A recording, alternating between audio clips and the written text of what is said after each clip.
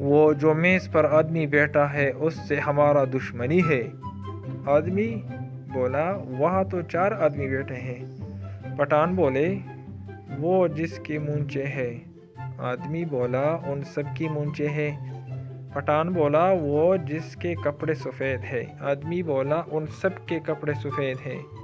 پٹھان غصے سے پستول نکالا اور 3 آدمی کو مار کر بولا وہ جو رہ گیا ہے اس سے ہم نہیں چھوڑے گا۔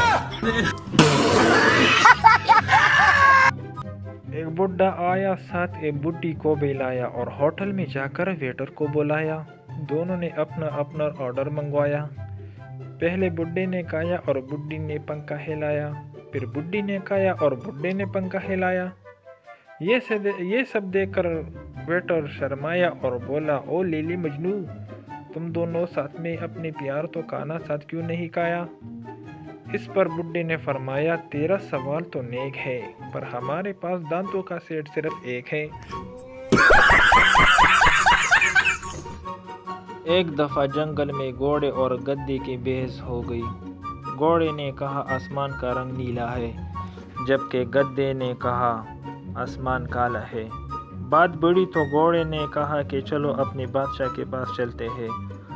دونوں شیر کے پاس پہنچے اور تمام قصہ سنایا۔ شیر نے سب کچھ سننے کے بعد کہا کہ گھوڑے کو جیل میں ڈال دیا جائے۔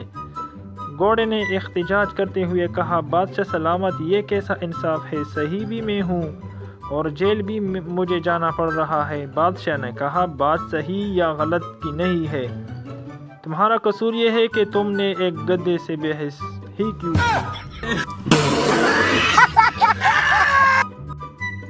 ایک بابا جی کی 5 کروڑ کی لاٹری نکل گئی۔ کمپنی نے سوچا اچانک بتایا تو بابا جی کہیں خوشی سے مر ہی نہ جائے۔ کمپنی نے ایک شیخ کو یہ کام سونپا کہ کچھ اس طرح سے بابا جی کو بتاؤ کہ وہ خوشی سے مر نہ جائے۔ شیخ نے جا کر اس بابے سے کہا فرض کریں اگر آپ کی 5 کروڑ کی لاٹری نکل آئی تو آپ کیا کریں گے؟ بابا جی بولا اگر ایسا ہو گیا تو آدھی تجھے دے دوں گا۔ بس یہ سنتا تھا کہ شیخ خوشی سے مر گیا۔